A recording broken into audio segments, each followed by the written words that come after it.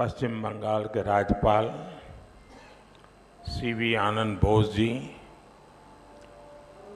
मंत्रिमंडल में मेरे सहयोगी निशित प्रामाणिक जी, जॉन बारला जी,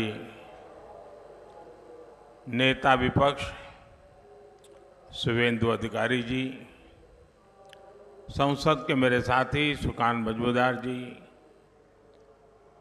कुमारी देबाश्री चौधरी जी,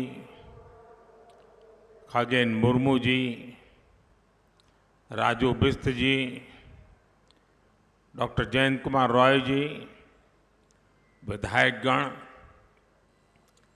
अन्य महानुभाव, देवियों और सज्जनों, प्राकृतिक सुंदरता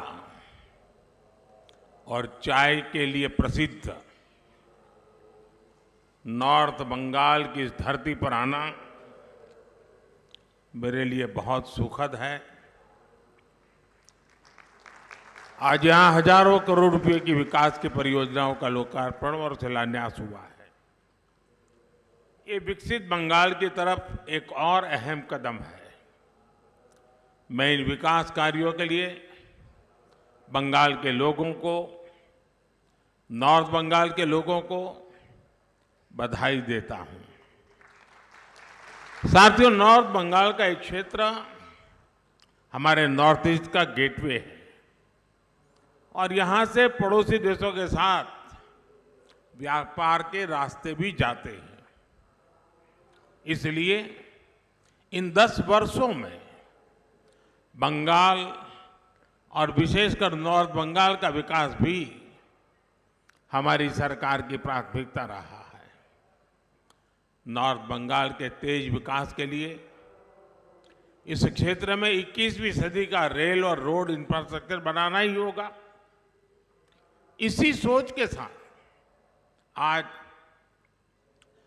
एक लागी से बालूरघाट, सिलीगुड़ी से आलुवाबाड़ी और रानीनगर जलपाईगुड़ी हल्दीबाड़ी के बीच रेल लाइनों की इलेक्ट्रिफिकेशन का काम पूरा हुआ है। इससे उत्तर दिनाजपुर, दक्षिण दिनाजपुर, कूच बिहार और जलपाईगुड़ी जैसे जिलों में ट्रेनों की रफ्तार और बढ़ेगी। सिलीगुड़ी से सामुकतला रूट, इसके इलेक्ट्रिफिकेशन से आसपास के जंगल और वन्यजीव प्रदूषण से भी बचेंगे। आज बारसोई राधिकापुर सेक्शन का भी इलेक्ट्रिफिकेशन पूरा हो गया है। इसका फायदा पश्चिम बंगाल के साथ साथ बिहार के लोगों को भी होना है। राधिकापुर और सिलीगुड़ी के बीच एक नई ट्रेन सेवा शुरू हुई है। बंगाल का मजबूत होता ये रेल इंफ्रास्ट्रक्चर यहां विकास की नई संभावनाओं को गति देगा, सामान्य मानवीय का जीवन सुखद बनाएगा। साथियों, एक समय था जब नॉर्थ ईस्ट की तरफ बढ़ते ही ट्रेनों की रफ्तार धीमी हो जाती थी, लेकिन हमारी सरकार का प्रयास नॉर्थ बंगाल में भी ट्रेनों की रफ्तार वैसी ही बढ़ाने का है जैसे पूरे देश में बढ़ाई जा रही है। अब तो नॉर्थ बंगाल से बांग्लादेश के लिए भी रेल कनेक्टिविटी शुरू हो गई है। न्यू जलपाईगुड़ी से ढाका छावनी तक मिताली एक्सप्रेस चल रही है। बांग्लादेश की सरकार के साथ मिलकर हम राधिकापुर स्टेशन तक कनेक्टिविटी बढ़ा रहे हैं। इस नेटवर्क के मजबूत होने से दोनों देशों की अर्थव्यवस्था और इस क्षेत्र में पर्यटन को खूब बढ़ावा मिलेगा। साथियों, आजादी के बाद लंबे समय तक पूर्वी भारत के विकास को, यहां के हितों को नजरअंदाज किया गया, जबकि हमारी सरकार पूर्वी भारत को देश के विकास का ग्रोथ इंजन मानकर चलती है। इसलिए इस क्षेत्र में कनेक्टिविटी पर अभूतपूर्व निवेश हो रहा है। 2014 से पहले बंगाल का जो औसत रेल बजट करीब 4,000 करोड़ रुपए था, वो अब लगभग 14,000 करोड़ रुपए हो चुका है।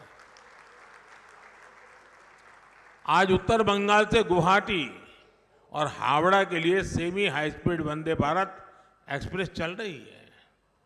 अमृत भारत स्टेशन योजना के तहत जिन 500 से ज्यादा स्टेशनों को आधुनिक बनाया जा रहा है, उनमें हमारा सिलीगुड़ी स्टेशन भी शामिल है। इन 10 वर्षों में हम बंगाल और पूर्वोत्तर के रेल विकास को पैसेंजर से एक्सप्रेस स्पीड तक ले जाए हैं। हमारे तीसरे कार्यकाल में ये सुपर फास्ट स्पीड से आगे बढ़ेगा। साथियों, आज उत्तर बंगाल में 3,000 करोड़ रुपए से ज्यादा की लागत के 2 सड़क परियोजनाओं का भी लोकार्पण किया गया है।